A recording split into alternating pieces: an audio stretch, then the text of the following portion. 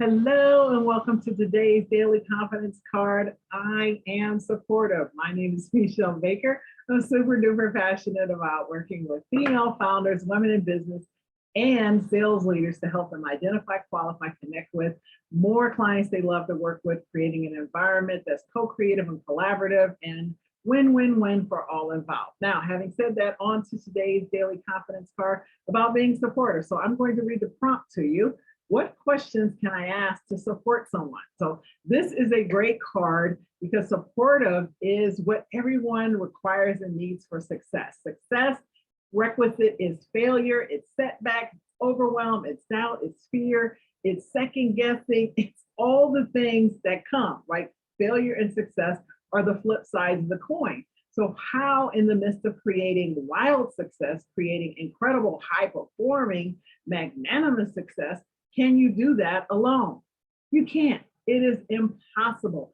Everybody needs someone on the way and the road up towards developing and creating that thing, that big, hairy, audacious, beautiful dream that you have. No one does it alone, right? You cultivate this culture and this awareness that you don't need anyone, you don't need telling one. It leaves you in a silo in your head. And when you're in your head, you're dead. Tony Robbins says that best.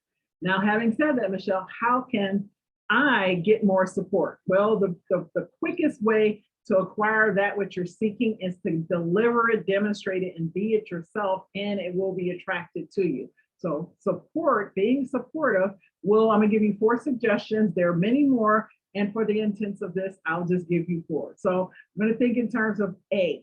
So the first one is to actively listen, right? Actively listening to someone is powerful because most people don't feel seen and they definitely don't feel heard, because too many times when people go to look for support is generally needed when you're feeling or experiencing something that's difficult, it's a struggle, and what happens is you go tell your challenge and then it turns into a contest. People tell you they have something difficult. In my mind, I'm always thinking, this is not a contest, right? You asked me how I was doing and I told you, and now you're telling me about you, right? That is not active listening. So if you want to truly actively listen, the next thing is to ask caring questions. You know, not just questions, but caring questions, questions that demonstrate that you actually care what the person is saying. So that requires repeating back to them and going a deeper level. So it's not just one question and now you get to share your thing. It's going through and asking questions. Make it a habit and a standard that you're asking at least 3 to 5 follow-up questions after someone has said something to you, so you can really peel back the layer. And when you care, you're wanting them to move them through or empower and encourage them. So those questions will demonstrate that care when you actually, the way you ask them.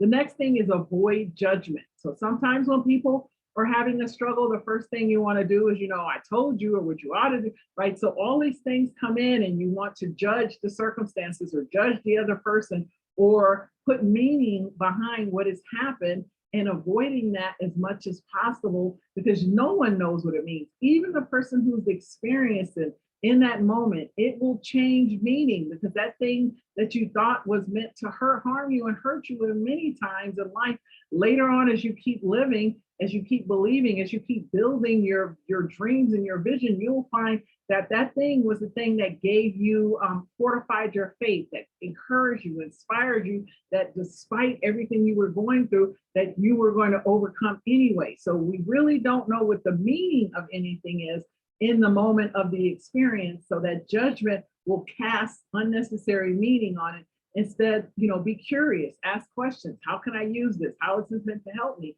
Because I truly believe that everything is happening for us instead of to us. So instead of deciding and judging that it's bad, is actually just experiencing that and kind of asking myself, I wonder how this is going to help me. So cast a little curiosity and allow it to evolve in the manner that it's meant. And that's when I'm supporting people, I'm helping them to get to that space as well, through the questions, through the active listening, and without the judgment. And the final thing is to ask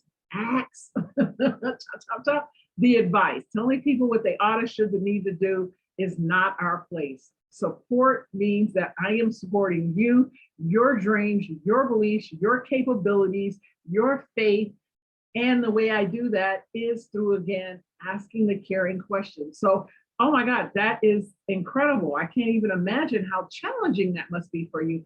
What would you like it to be? How could I help you? Have you thought about how you're going to move forward? What is your next step to really help them to invoke their own creativity, their own innovativeness, and their own thoughts so that they're thinking their way through? Because when we help people do that, we can do it again and again and again. And it's how we, in the face of challenges, build our belief, build our faith, build our strength so that we keep moving forward and elevating ourselves into bigger, being able to deal with more, to have more, and to grow more. So again, support is one of those things that everyone needs. And when you become really good at supporting other people, you will attract to you more people who are very supportive of you.